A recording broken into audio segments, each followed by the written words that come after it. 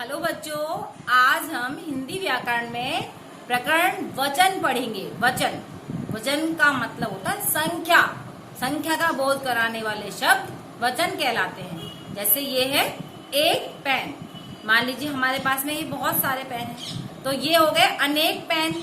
एक पेन और उससे अलग, यानी हम दो पेन है तो भी अनेक, और उससे ज्यादा है तो भी अनेक।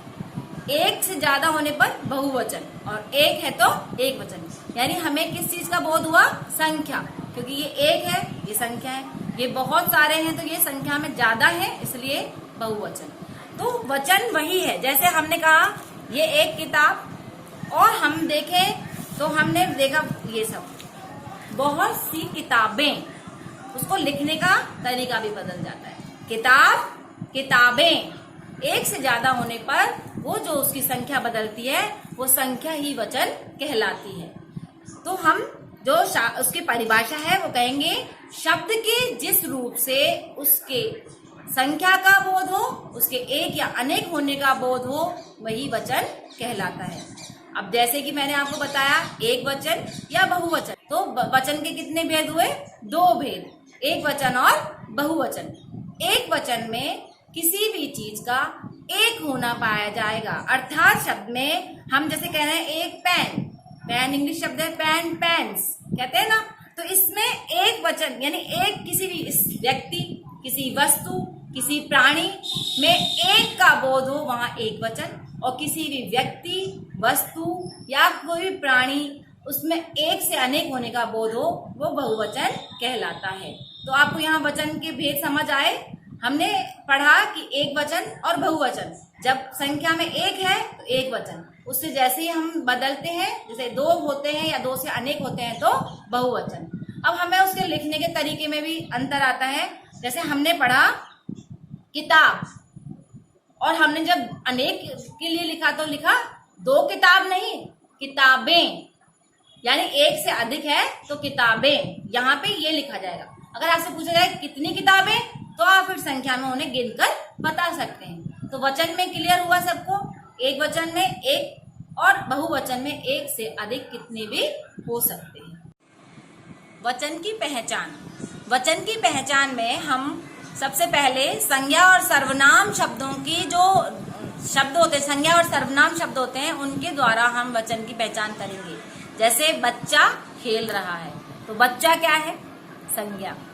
तो बच्चा खेल रहा है, इसका हम एक वचन है और हमें ये परिवर्तित करना है बहुवचन में। तो बच्चे खेल रहे हैं, तो ये परिवर्तित हुआ संज्ञा से। ऐसे ही मैंने कहा सर्वनाम, मैं आपको पढ़ाती हूँ, मैं पढ़ाती हूँ और हम पढ़ाते हैं, तो हम क्या है? उसका बहुवचन रूप है। एक वचन में मैं और बहुवचन में हम।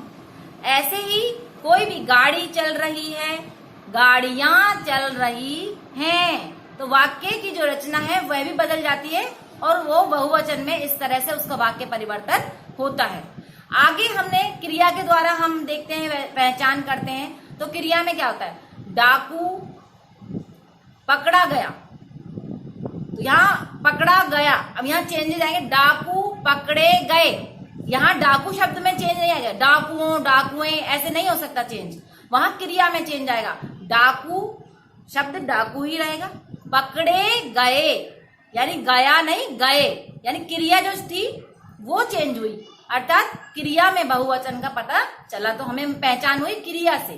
कई बार हमें संज्ञा सर्वनाम से पहचान होती है और कई बार हमें क्रिया से पहचान होती है। तो वहां होता है कि किस चीज से हम पहचान पाएंगे। हर जगह एक जैसा नहीं होता, लेकिन फिर भी वचन चेंज हो जाता है, वचन परिवर्तन हो जाता है। तो आपको ये ध्यान रखना है कि जब आपको परिवर्तन करने के लिए बोला जाता है, वाक्य में आपको रचना को देखना होता है कि संज्ञा सर्वनाम से परिवर्तन हो रहा है या क्रिया से। आया समझ?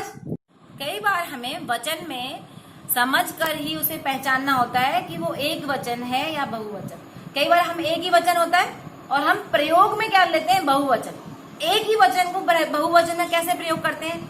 जैसे पिताजी, पिताजी हमारे एक ही है और हम बोलेंगे पिताजी बाजार गए, तो हमने सोचा कि गए का मतलब ये कि आपने तो कहा था मैम गया और गए, तो वहां पे क्रिया चेंज हो गई।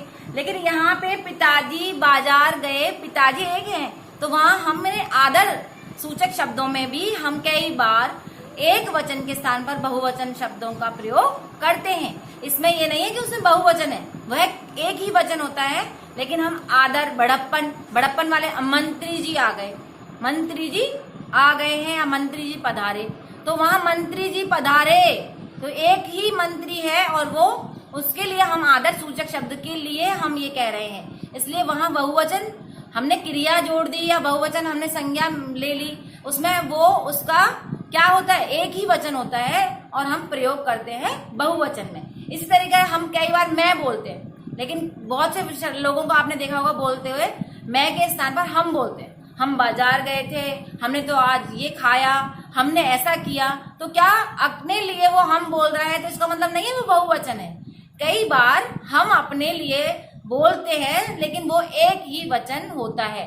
ये आपको पढ़कर समझना होगा कि कुछ स्वयं के लिए बोल रहा है या वो पूरे ग्रुप के लिए बोल रहा है। यदि वो ग्रुप के लिए है वाक्य तो उसमें बहुवचन है, यदि वो किसी एक ने प्रयोग में लिया है तो वो एक वचन है। इस तरह से हम कुछ चीजें सोच समझकर भी सीखते हैं। ऐसा नहीं है कि हर चीज किताबों से सीखते हैं, कुछ हम अनुभव से भी सीखते हैं, कुछ हम अपने प्रयोग के द्वारा सीखते हैं, कुछ हम अपने अभ्यास के द्वारा सीखते हैं। यहाँ तक आपको क्लियर हो गया होगा। तो मुझे लगता है कि अब आपको पूरा समझ आ गया होगा।